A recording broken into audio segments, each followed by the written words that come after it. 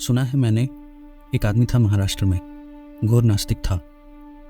साधु संतों के पास जाता तो साधु संत बड़ी मुश्किल में पड़ जाते, क्योंकि यह दुर्भाग्य की घटना है कि नास्तिक भी हमारे तथाकथित साधु संतों से ज़्यादा समझदार होते हैं। साधु संत मुश्किल में पड़ जाते, उस नास्तिक को जवाब देते उनसे न बन पाता। वो जो भी पूछता उन साधु संतों को बेचैन कर जाता। साधु संत होना चाहिए ऐसा कि जैसे कोई बेचैन ना कर जाए, बल्कि बेचैनी से भरा कोई पास आए तो चैन लेकर जाए। लेकिन वो नास्तिक बहुत से साधु संतों के लिए तकलीफ और परेशानी का कारण बन गया था। बड़े बड़े साधुओं के पास जाकर भी उसने पाया कि उसके प्रश्नों का कोई उत्तर नहीं है। तब एक साधु ने उससे कहा कि तू इधर उधर मत भटक, तेरे लायक सिर्फ एक ही आदमी है, एकनाथ नाम का, तू उसके पास चला जा। अगर उससे उत्तर मिल जाए तो ठीक, नहीं तो फिर परमात्मा से ही उत्तर लेना, फिर बीच में दूसरा आदमी काम नहीं पड़ेगा। उस आदमी ने कहा, लेकिन परमात्मा तो है ही नहीं। तो उस साधु ने कहा, फिर एकनाथ आखिरी आदमी है, उत्तर मिल जाए ठीक, ना मिले तो तू जान। बहुत आशा से भरा हुआ वो नास्तिक एकनाथ के पास पहुंचा। सुबह थी, कोई सुबह के 8, साढ़े 8, 9 बज रहे थे। धूप घनी थी, सूरज ऊपर निकल आया था। गांव में पूछता हुआ गया तो लोगों ने कहा कि एकनाथ के बाबत पूछते हो, नदी के किनारे मंदिरों में देखना, अभी कहीं सोता होगा। उसने मन में थोड़ी सी चिंता हुई, साधु तो ब्रह्म मुहूर्त में उठ जाते हैं, 9 बज रहे हैं, कहीं सोता होगा। गया जब मंदिर में तो देखकर और मुश्किल में पड़ गया, क्योंकि एकनाथ शंकर के मंदिर में सोए हैं।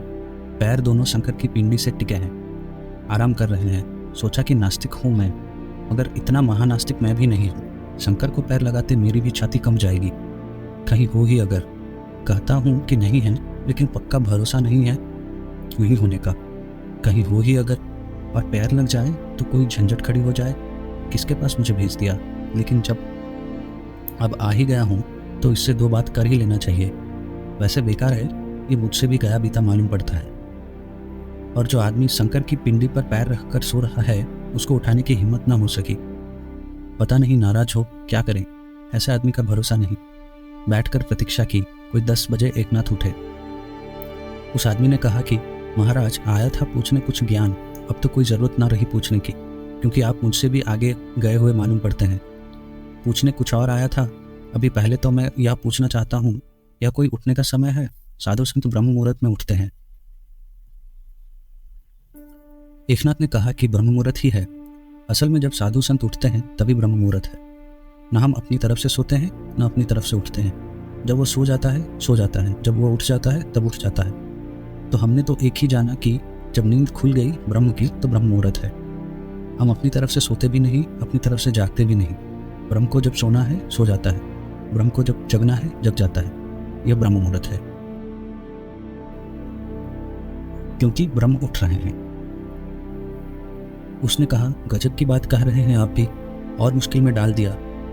हम तो पूछने आए थे ब्रह्म है या नहीं, अब हम और मुश्किल में पड़ गए, क्योंकि आप तो कह रहे हैं आप ही ब्रह्म हैं। एकनाथ ने कहा कि यह ही नहीं कह रहा हूं कि मैं ही ब्रह्म हूं, यह भी कह रहा हूं कि तू भी ब्रह्म है।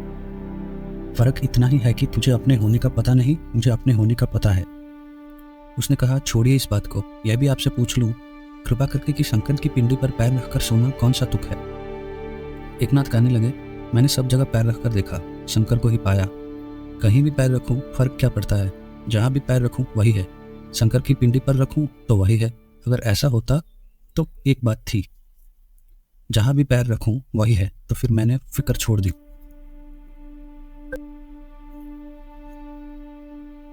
उस आदमी ने कहा, तो मैं जाऊं, क्योंकि अभी हम भी इसी हालत पर नहीं पहुंचे कि शंकर की पिंडी पर पैर रख सके। हम तो कुछ ज्ञान लेने आए थे, आस्तिक होने आए थे, आप महानास्तिक मालूम पड़ते हो। एकनाथ ने कहा, अब इतनी धूप चढ़ गई, जाओगे कहाँ? भोजन बनाता हूँ, भोजन कर लो फिर जाना। और एकनाथ गांव में जाकर आटा मांग लाए। फिर उन्होंने बाटियां बनाई, और जब वे बाटियां बनाकर रख रहे थे तो एक कुत्ता आकर एक बाटी लेकर भाग गया। तो एकनाथ हांडी लेकर घी की उसके पीछे भागे। उस आदमी ने समझा कि यह दुष्ट कुत्ते से भी बाटी छुड़ा कर लाएगा। अजीब सन्यासी मिल गया, ले गया कुत्ता एक बाटी, तो ले जाने दो। यह भी उसके पीछे दौड़ा कि देखें क्या करता है। 1 मील दौड़ते दौड़ते एकनाथ बमुश्किल उस कुत्ते को पकड़ पाए, और पकड़कर कहा कि राम, 1000 दफे समझाया कि बिना घी की बाटी हमको पसंद नहीं है, तुमको भी नहीं होगी। नाहक 1 मील दौड़वाते हो। हम घी लगाकर थोड़ी देर में रखते, फिर उठाकर ले जा सकते थे। छुड़ाकर बाटी घी की हांडी में डालकर कुत्ते के मुंह की झूठी बाटी वापस डालकर घी में पूरा सरोवर करके मुंह में लगा दी और कहा कि आइंदा ख्याल रखना, नहीं तो हड्डी पसली तोड़ देंगे। ना इस राम को पसंद है ना उस राम को पसंद है। जब हम बाटी में घी लगा लें तभी ले जाया करें, नाहक 1 मील दौड़वाया। उस आदमी ने सोचा कि बड़े मजे का आदमी है, शंकर की पिंडी पर पैर रखकर सोता है, कुत्ते को राम कहता है। अगर ठीक से समझें तो यह भजन चल रहा है, या दोनों ही भजन के रूप हैं। अगर प्रभु सब जगह है ऐसा स्मरण आ जाए तो शंकर की पिंडी को अलग कैसे करिएगा? और अगर सब जगह प्रभु है तो कुत्ते को बिना घी की बाटी कैसे खाने दीजिएगा? ये दोनों विरोधी बातें नहीं हैं। ये एक ही प्रभु के भजन में लीन चित्त के 2 रूप हैं और संगीतपूर्ण है। इनमें कोई विरोध नहीं है। असल में जो शंकर की पिंडी पर पैर रख सकता है वही कुत्ते को राम कह सकता है, और जो कुत्ते को राम कह सकता है वही शंकर की पिंडी पर पैर रख सकता है। इस शंकर की पिंडी पर पैर रखने का साहस सामर्थ्य उसी का है जो कुत्ते के सामने सिर झुका सके, और कुत्ते के सामने सिर झुकाने की समर्पण की स्थिति उसी में हो सकती है जो शंकर की पिंडी पर पैर रख सके।